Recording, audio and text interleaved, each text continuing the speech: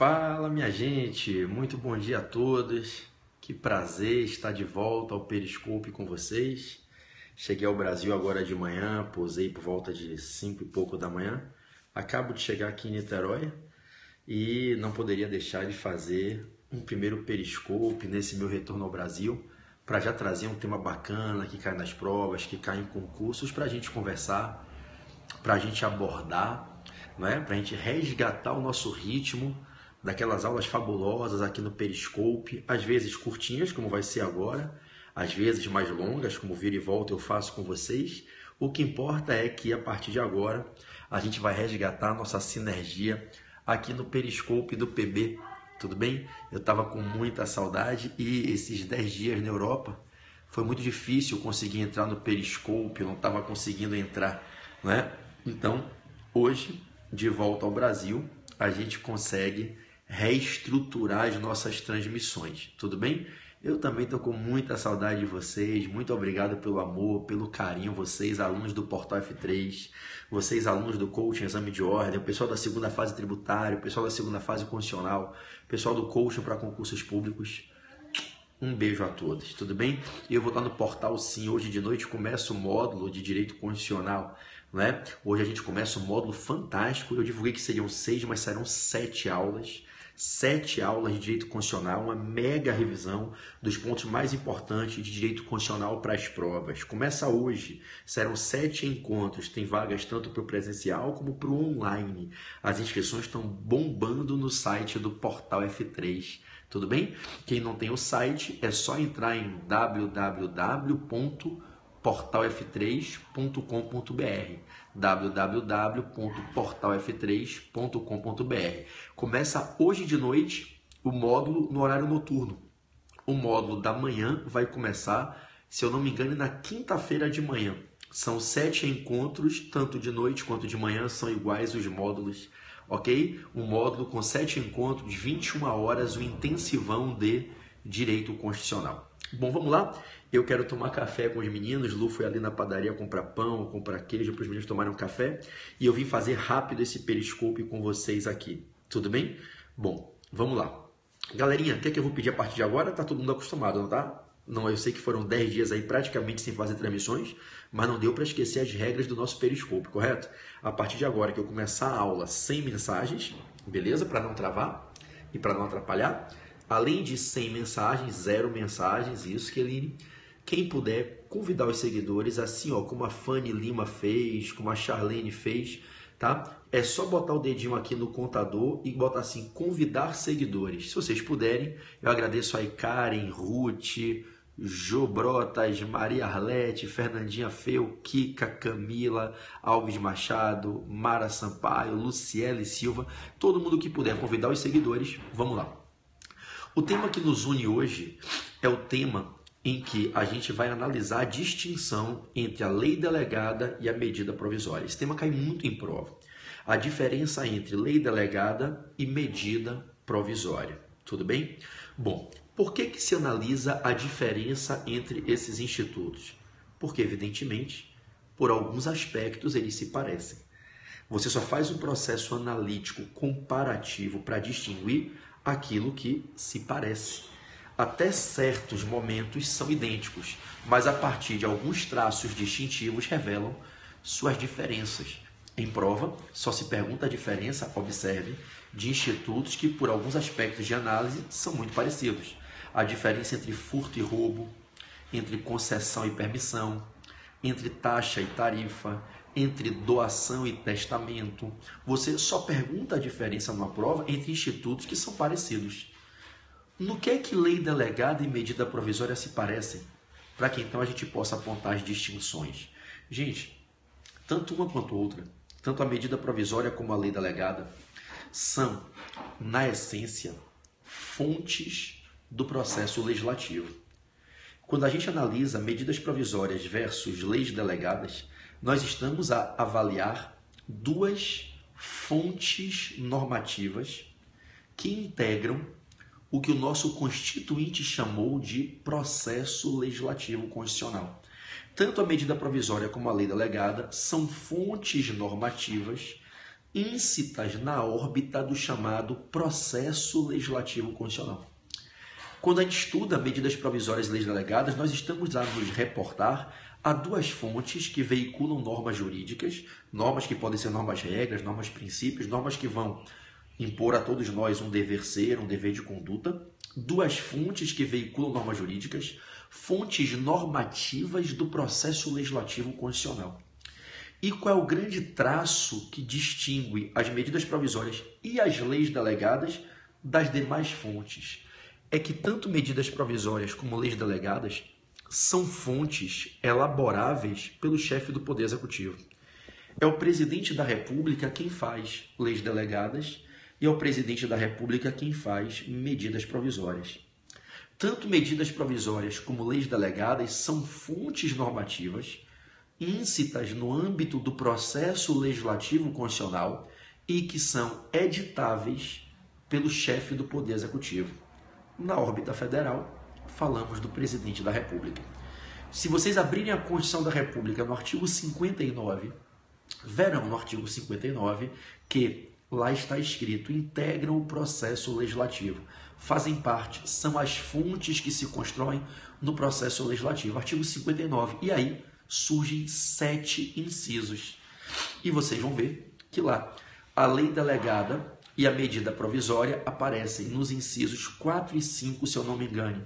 Se eu não me engano, a lei delegada é o inciso 4, medida provisória com certeza é o inciso 5. Então, no artigo 59, incisos 4 e 5, vocês vão constatar a natureza jurídica da medida provisória e da lei delegada. São fontes normativas que integram o processo legislativo constitucional. Obrigado por confirmar os incisos, Kika. Obrigado. Bom, existe um artigo específico na Constituição para cuidar das leis delegadas e um outro para cuidar das medidas provisórias. Tome nota aí nos seus apontamentos, no seu caderninho do Periscope do PB, que eu tenho certeza que vocês têm, né? Agora eu vou voltar a ritmo total 2, 3 periscopes por dia, agora que eu voltei ao Brasil. Tome nota dos artigos 62 e 68. O artigo 62 é aquele que, no seu caput e 12 parágrafos, disciplina as medidas provisórias. Já o artigo 68, no seu caput e parágrafos, disciplina a lei delegada.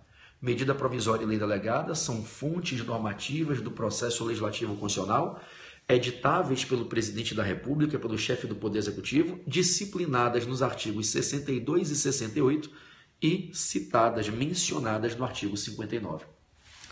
Essas duas ferramentas, gente, são as ferramentas que o Constituinte, né, ofereceu ao presidente para que ele possa, como chefe do Poder Executivo, como chefe do país e chefe de governo, chefe de Estado, Brasil, e chefe de governo federal, União, ele possa criar normas primárias.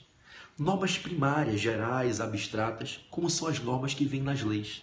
Vejam, as medidas provisórias e as leis delegadas veiculam normas primárias, que são normas do mesmo perfil que são apresentadas por leis ordinárias e complementares. Tanto que, sejam leis delegadas, sejam medidas provisórias, elas têm a mesma posição hierárquica das leis ordinárias e complementares. Não há qualquer hierarquia entre elas, isso já foi perguntado muito em prova. Existe hierarquia de lei complementar e lei ordinária sobre lei delegada e medida provisória? Não, nenhuma hierarquia. Não há qualquer hierarquia entre elas. Todas elas, lei complementar, lei ordinária, lei delegada e medida provisória, se posicionam no mesmo andar da pirâmide de Kelsen. Todas buscam fundamento de validade diretamente na Constituição, não havendo qualquer relação de hierarquia, de subordinação entre elas. Leis ordinárias, leis complementares, leis delegadas e medidas provisórias trafegam no mesmo patamar hierárquico. Não há entre elas qualquer relação de superioridade e inferioridade. Não há relação de subordinação, não há qualquer vínculo de hierarquia dentre essas fontes. Leis delegadas e medidas provisórias são as fontes normativas que o presidente faz, trazendo, criando, veiculando normas primárias igualmente às normas veiculáveis por leis ordinárias e complementares. Ora, é a chance que o Constituinte dá ao presidente de ele, presidente, do alto do seu poder e da sua posição privilegiada como chefe de Estado brasileiro, chefe de Estado maior e chefe de governo federal, ele poder criar a norma primária. Ora, se medidas provisórias e leis delegadas tanto se aproximam, qual seria a diferença? Afinal, o PB está aqui dizendo que medida provisória e lei delegada são fontes do processo legislativo, ambas estão previstas na Constituição, ambas são editáveis pelo Presidente da República, por via de qualquer delas se veiculam normas primárias, gerais e abstratas, têm a mesma posição hierárquica, não é a mesma coisa, então? Há diferença entre elas? É evidente que há diferença, gente. Vamos lá.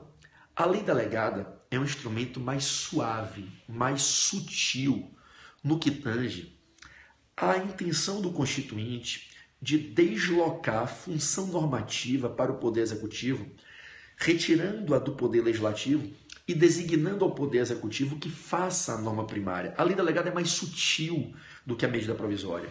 A lei delegada, ela não tenha dúvida, como a medida provisória também será, ela é um instrumento que proporciona o deslocamento da função normativa do Legislativo para o Executivo. É o presidente, é o Poder Executivo que vai criar a norma primária. Há uma relativização naquela ideia nodal da separação de funções, em que a função normativa, a função de fazer a norma primária, é principalmente do Poder Legislativo. E através da lei delegada e também da medida provisória, a função normativa primária, a função de fazer a norma primária, a função de fazer a norma maior, a função de fazer a norma geral abstrata é passada para o Poder Executivo. O presidente faz a norma. O presidente faz a lei delegada. Ele faz a lei. Como ele, quando faz a medida provisória, que tem força de lei, ele constrói a norma primária. Ocorre que quando eu falo de lei delegada, eu falo de um instrumento mais brando, mais tênue, menos agressivo no que diz respeito à promoção, ao feitio desse deslocamento da função normativa do Legislativo para o Executivo. É dizer, para vocês entenderem, para que o presidente da República faça a lei, ele sozinho faça a lei, sendo lei delegada, ele tem que pedir primeiro autorização ao Congresso. E o Congresso precisa formalizar uma autorização prévia para que somente após dada essa autorização o presidente possa fazer a lei. Ou seja, a construção de uma norma primária, geral e abstrata pelo presidente, através de uma lei delegada, é algo que somente será válido, somente será possível de forma válida se houver um prévio consentimento do Legislativo. O Congresso tem que autorizar o presidente a fazer isso. É dizer, o feitio de uma lei delegada, de maneira válida, evidentemente, depende de prévia autorização dada pelo Poder Legislativo. O presidente vai solicitar autorização e o Congresso, caso queira, caso entenda que é oportuno e conveniente, pode dar essa autorização, delegando através dessa autorização o poder normativo ao presidente, para que o presidente faça a lei após essa delegação dada pelo Congresso do poder normativo. Então, essa força que tem... Surreal. Vamos lá. Essa força que tem o presidente de fazer uma lei para, através dessa lei, apresentar uma norma geral abstrata, uma norma primária, sendo essa lei a lei delegada, só é possível, essa força só se materializa se o Congresso quiser previamente autorizar. Então, na lei delegada, observe que para que o presidente crie a norma, ele tem que fazer algo do que ele não depende na medida provisória.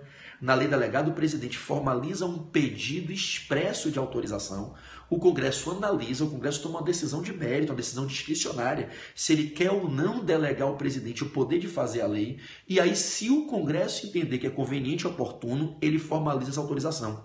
Para formalizar a autorização, ele edita uma resolução, e é através da resolução do Congresso que ele transfere ao presidente esse poder de fazer a lei por delegação. A delegação, na verdade, consiste nessa transferência do poder normativo. É o repasse desse poder normativo do Legislativo ao Executivo que se chama de delegação. É a delegação normativa. E aí o presidente é autorizado a fazer a lei. Vejam, para que vocês não se confundam, que para que se possa fazer uma lei delegada, eu preciso, primeiro, que o presidente solicite autorização. Segundo, que o Congresso delibere se é conveniente, oportuno, que o presidente possa sozinho fazer a lei, e então o Congresso, concordando, delegue. O Congresso tem que autorizar o presidente a fazer a lei, do contrário, será inconstitucional o feitio da lei.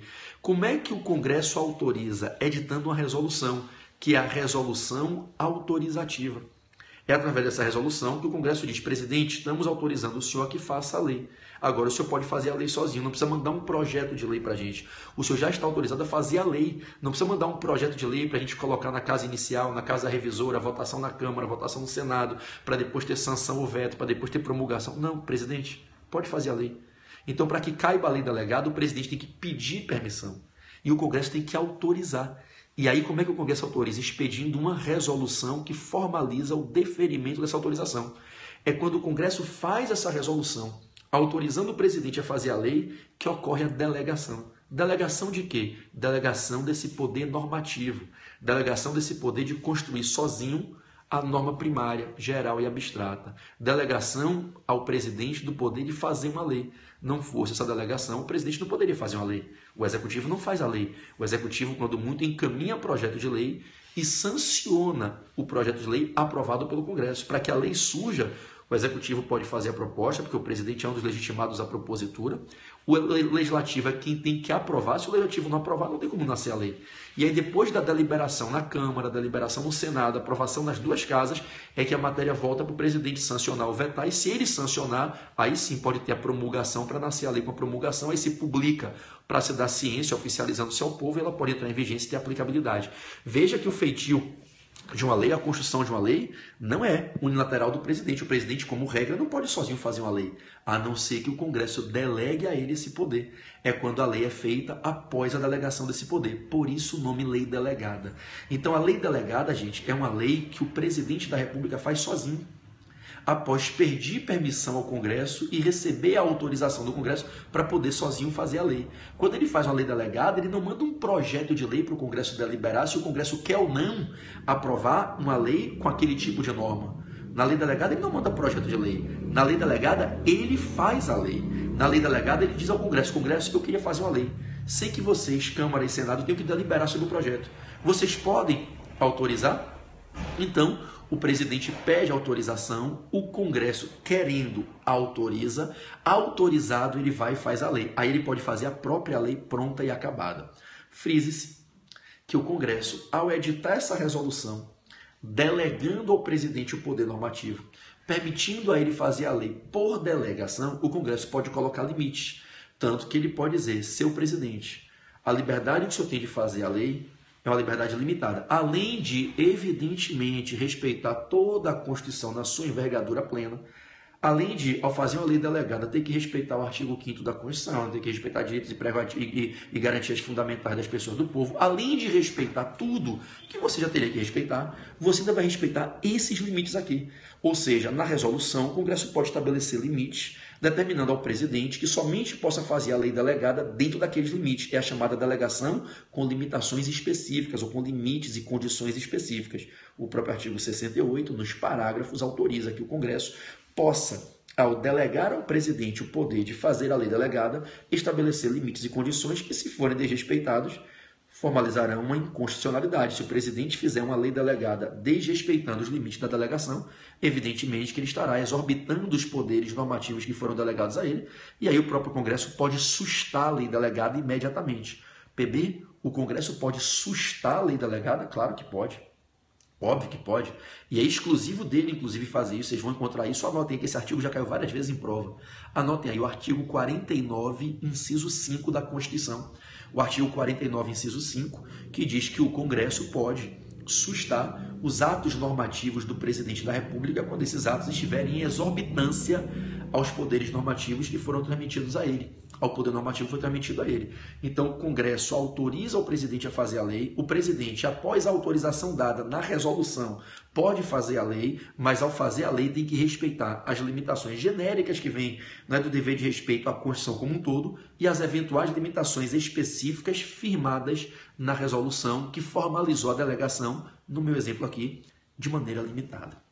Em suma, lei delegada é essa lei que o presidente faz sozinho, após o Congresso autorizar, e após autorizar, somente autorizará se houver um pedido expresso de permissão. Então o presidente pede, o Congresso querendo autoriza, autorizado, ele pode fazer a lei e fazendo a lei respeitará as eventuais limitações de conteúdo, de prazo, de destinatários da norma, qualquer tipo de limitação, quantitativa, temporal, espacial, subjetiva, qualquer limitação que o Congresso queira fazer na delegação. E não mandem mais perguntas, porque me atrapalha quando eu estou falando, eu tenho que ler a pergunta, não mandem mais perguntas durante a minha fala, para não atrapalhar a exposição, tá certo? Vamos lá.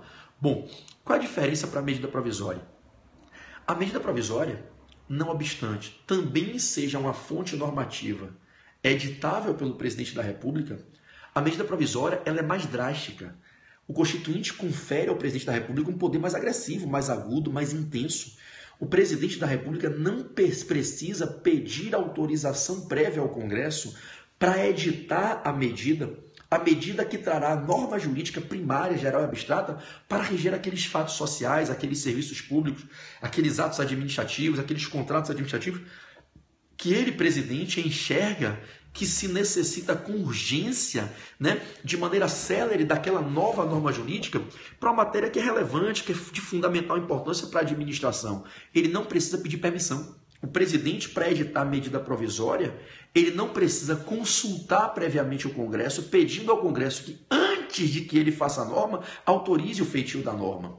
Bom, tá tudo bem, vocês estão me vendo. Se estiverem me vendo, botem coração. Não precisa escrever nada não, porque quando às vezes para os corações aqui, eu fico achando que tá travado. E eu acho que eu tô falando sozinho. Beleza, já vi que tem coração na tela. Né? Então, quando eu estiver transmitindo, não botem mensagem nenhuma, só coraçãozinho, que os coraçõezinhos são um sinal que eu recebo que a transmissão tá boa. Tá certo? Obrigado. Manda coraçãozinho na tela. E claro, se você estiver gostando, mande coração. Se você estiver entendendo, mande coração.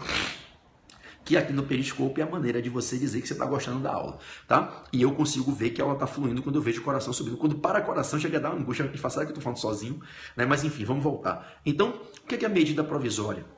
Na medida provisória, o Constituinte faculta ao presidente um poder discricionário, o poder de avaliar se em determinada situação é realmente imprescindível a criação de uma norma em caráter emergencial, uma norma que até então não existe, mas uma norma da qual ele depende para implementar uma política de governo, para implementar a legitimação da prestação de um serviço público, do exercício do poder de polícia, da execução de certo ato administrativo, da criação de certo órgão público, ou seja, o presidente da República como chefe de governo, ele só pode praticar os atos administrativos, ele e qualquer autoridade administrativa, ele e qualquer agente público, se tiver respaldado na lei. Os atos administrativos se submetem ao controle de legalidade. Eu preciso ter uma norma legal autorizando, embasando, validando qualquer medida governamental. É o princípio da legalidade que rege toda a administração pública e toda a atividade administrativa.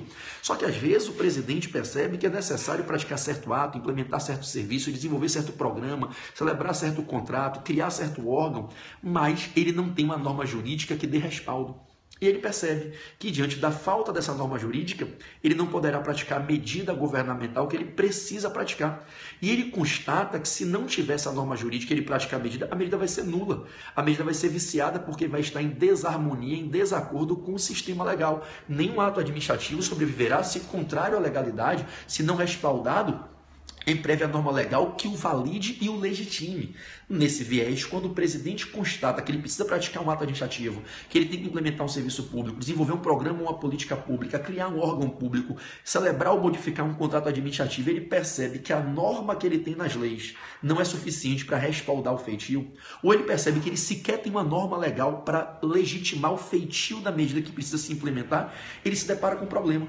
Ele tem que praticar um ato, ele tem que prestar um serviço, ele tem que criar um órgão, ele tem que executar uma política pública e não tem norma legal para respaldar. Se ele fizer a medida sem a norma legal, a medida será inválida, será ilegal e possivelmente, caminhando na verticalização, será inconstitucional. Então o que é que ele faz? Ele precisa da norma. Só que aí ele constata o plus, que é o que vai legitimar a medida provisória. Ele constata que, além de a matéria ser importante, relevante, fundamental para a sua governabilidade, para a concretização das metas governamentais do seu governo, ele percebe que não dá tempo de esperar a tramitação normal de um projeto de lei. Aí entra a urgência. O presidente percebe que, se ele encaminhar um projeto de lei à Câmara, mesmo requerendo tramitação no processo legislativo sumário, né? Ou seja, 45 dias na Câmara, mais 45 no Senado, e no máximo mais 10 dias para fazer as emendas de revisão, né? Para avaliar as emendas de revisão, ele percebe que não dá tempo. Ou seja, o presidente diz, putz, eu preciso de uma norma jurídica agora para respaldar esse ato administrativo que tenho que praticar daqui a pouco, amanhã no máximo.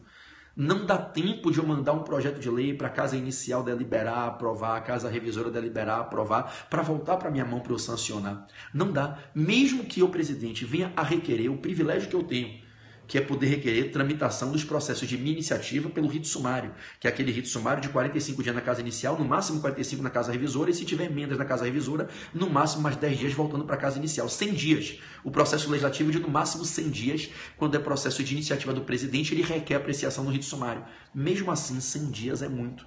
Aí o que é que o presidente percebe? Ferrou.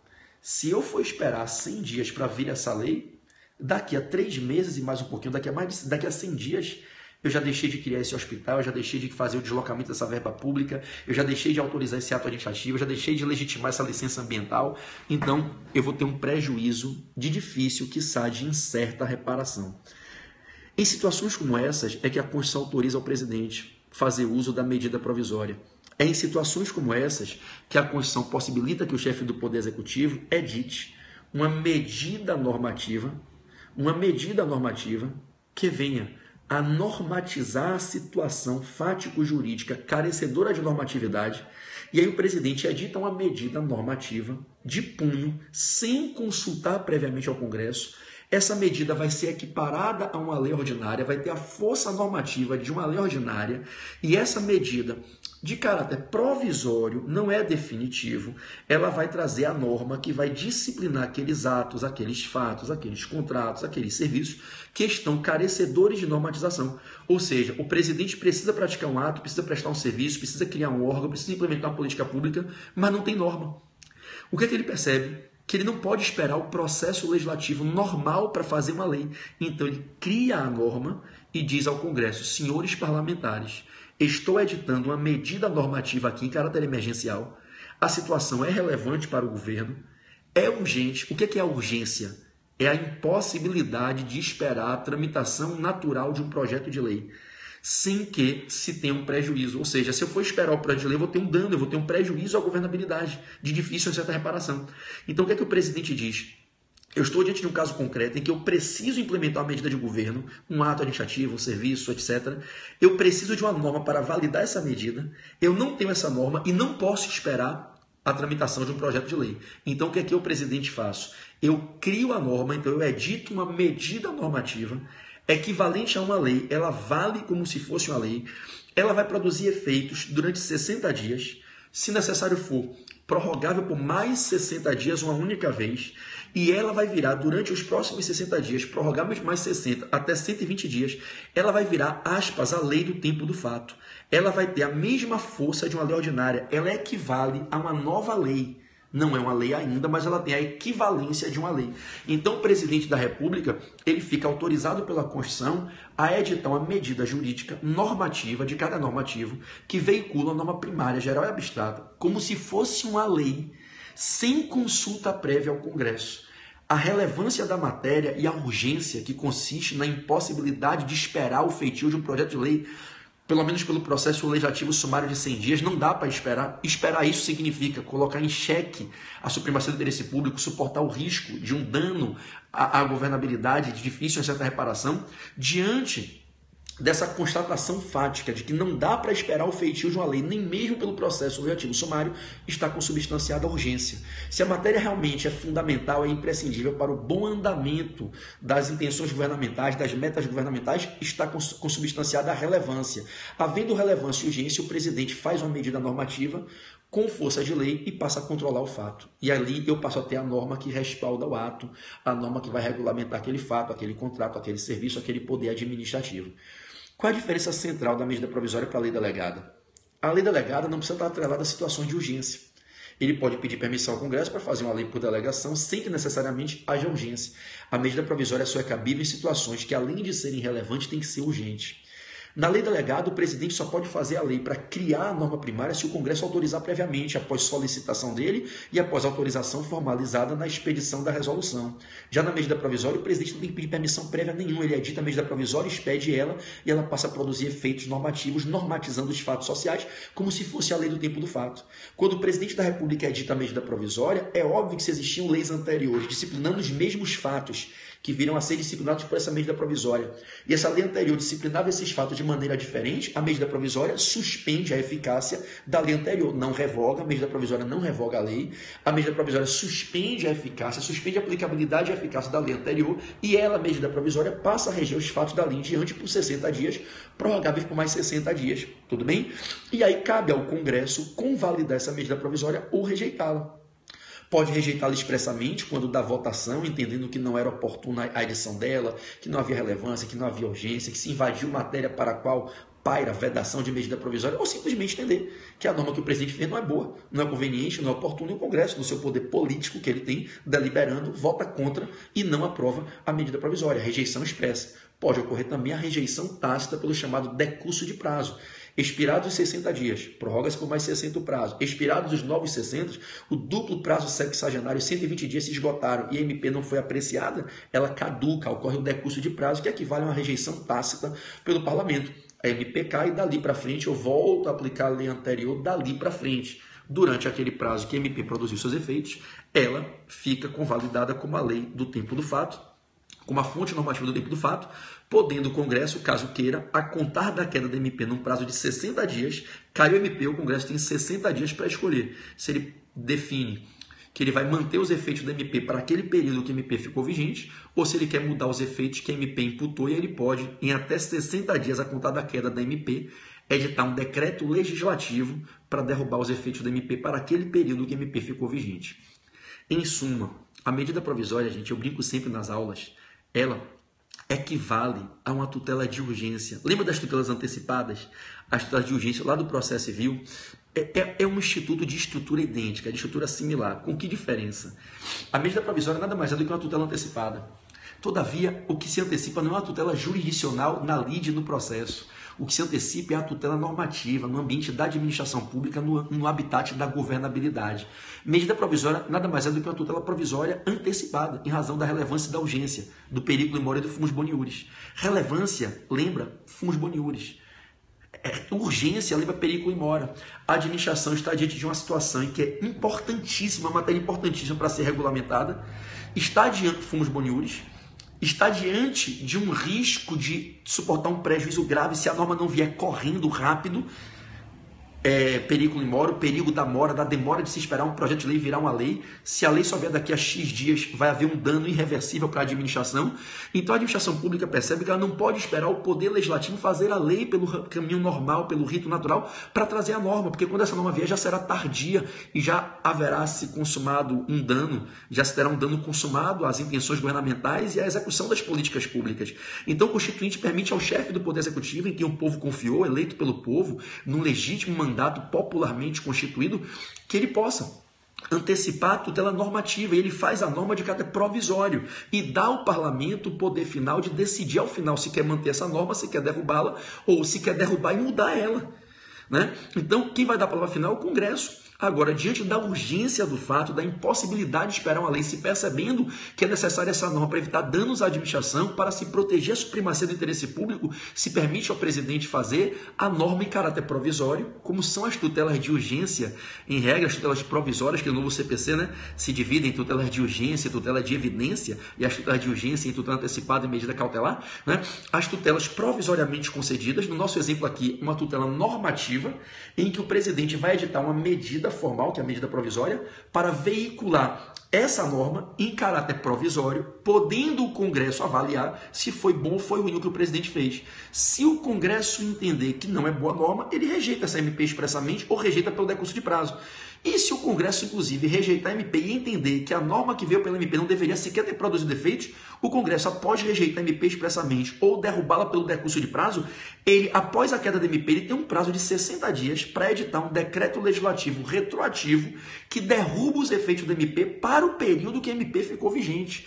Então, quem dá a palavra final é o Congresso. O que a Constituição faculta é que o chefe do Poder Executivo possa fazer a norma primária em razão da urgência sem consultar o Congresso. Então, inaudita altera a parte. O presidente edita a medida provisória, veiculando a norma que é necessária e imprescindível para evitar danos à administração, e normatiza os fatos e passa a guiar os fatos dali em diante.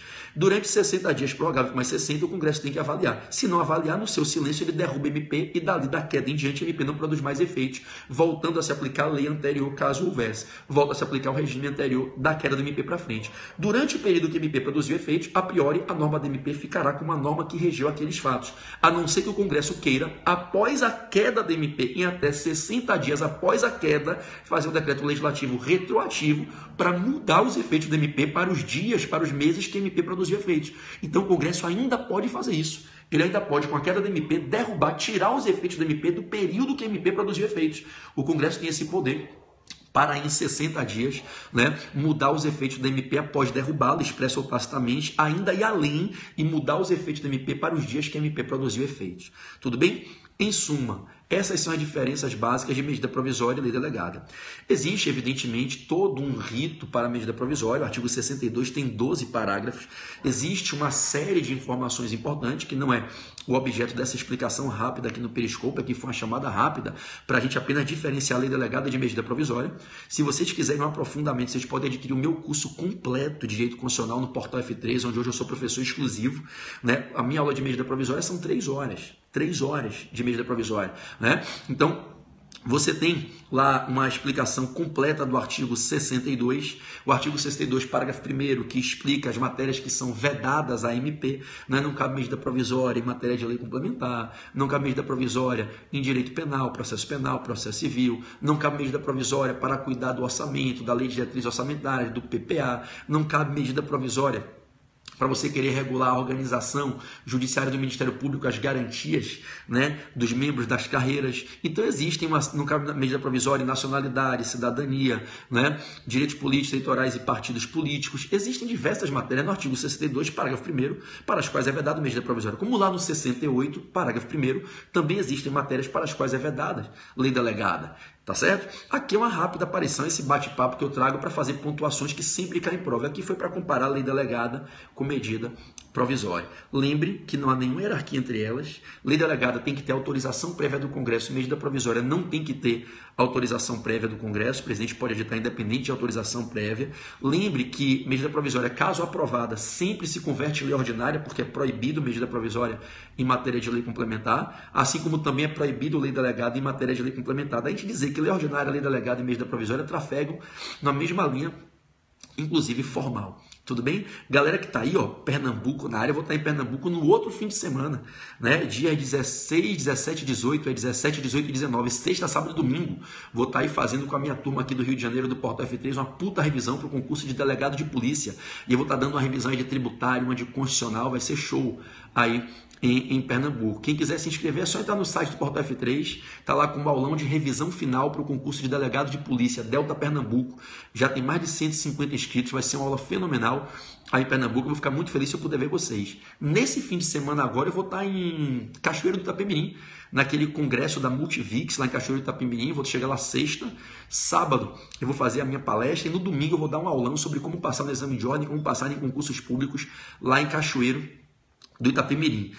Vou dar um abraço aí, meu amigo Robert, querido, grande abraço. Tá? Vou estar amanhã no Distrito Federal, se tiver alguém do Distrito Federal aí me assistindo, eu vou estar em Sobradinho amanhã, no auditório da Faculdade de Projeção de Sobradinho, amanhã de noite, fazendo um aulão sobre como passar no exame de ordem para os alunos da Universidade de Projeção, da Faculdade de Projeção, lá de Sobradinho. Quem for de Brasília, Guará, Taguatinga, Ceilândia, Sobradinho, eu vou estar aí em Sobradinho amanhã, para fazer um grande encontro, um grande aulão com os alunos aí de Sobradinho amanhã no Distrito Federal. Vou ficar muito feliz de poder encontrá-los. Tudo bem? Em Recife, o evento não é do Espaço não, o evento é do Portal F3, tá? A priori são cursos concorrentes. O evento é do Portal F3, exclusivo nosso, não tem nenhuma ligação com nenhum outro curso, tá? O nosso curso é nosso, eu sou o dono do curso, não tenho nenhum vínculo com nenhum outro cursinho, tá? O nosso evento vai ser aí em Recife, no hotel. Eu esqueci agora de cabeça o nome do hotel, mas vocês podem pegar no site do Portal F3 e podem pegar também no meu Instagram. Vamos estar em Recife nos dias